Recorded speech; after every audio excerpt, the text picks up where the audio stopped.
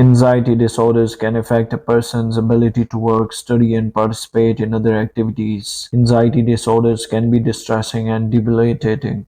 They may contribute to loss of educational and employment opportunities and difficulties in family and social relationships. Now, moving ahead, how to deal with anxiety. Learning about anxiety. The old proverb, knowledge is power, applies here. Learning all about anxiety is central to recovery. For example, education includes examining the physiology of the flight or fight response, which is the body's way to deal with impending danger. For people with anxiety disorders, this response is inappropriately triggered by situations that are generally harmless. Education is an important way to promote control over the symptoms. Mindfulness. When feeling anxious, a person can spend a significant amount of time caught up in anxiety-provoking thoughts. Mindfulness guides us to bring our attention back to the present moment and unhook from thoughts that may be unhelpful. Mindfulness is becoming more and more popular as people start to realize how beneficial it is for a number of issues. There are many resources available to support you to develop a mindfulness practice. Relaxation techniques. A person who feels anxious most of the time has trouble relaxing, but knowing how to release muscle tension can be a helpful strategy. Relaxation technique include progressive muscle relaxation, abdominal breathing, isometric relaxation exercises. Correct breathing techniques. The physical symptoms of anxiety may be triggered by hyperventilation, which raises oxygen level and reduces the amount of carbon dioxide in blood. Carbon dioxide assists in the regulation of body's reaction to anxiety and panic. It can be helpful for a person who suffers from anxiety to learn how to breathe from their diaphragm rather than their chest. To safeguard against hyperventilation, the key is allowing your belly to expand as you breathe in. You can make sure you are breathing correctly by placing one hand on your lower abdomen and the other hand on your chest. Correct breathing means your abdomen moves rather than your chest. It also helps to slow your breathing while feeling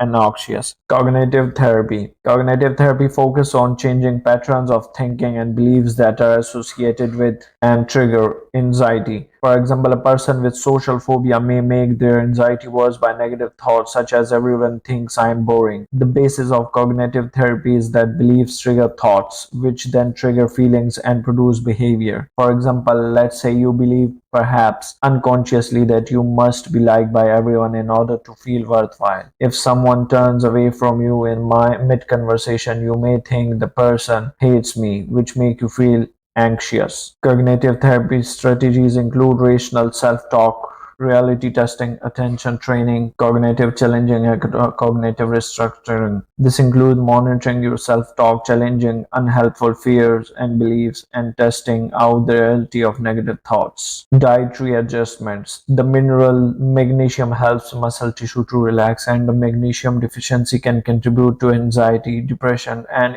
insomnia. Inadequate intake of vitamin B and calcium can also exacerbate anxiety symptoms. Make sure your daily diet includes foods such as whole grain cereals, leafy greens, vegetable, and low-fat dietary products. Nicotine, caffeine, and stimulant drug trigger your adrenal glands to release adrenaline, which is one of the main stress chemicals. These are best avoided. Other foods to avoid include salt and artificial additive such as preservatives. Choose fresh, unprocessed food whenever possible. Exercise. The physical symptoms of anxiety are caused by the flight or fight response, which floods the body with adrenaline and other stress chemicals. Exercise burns up stress chemical and promotes relaxation. Physical activities is another helpful way to manage anxiety. Aim to do some physical activities at least 3 to 4 times every week and very structured problem solving. Some people with anxiety disorders are worriers who fret about a problem rather than actively solve it. Learning how to break down a problem into its various components and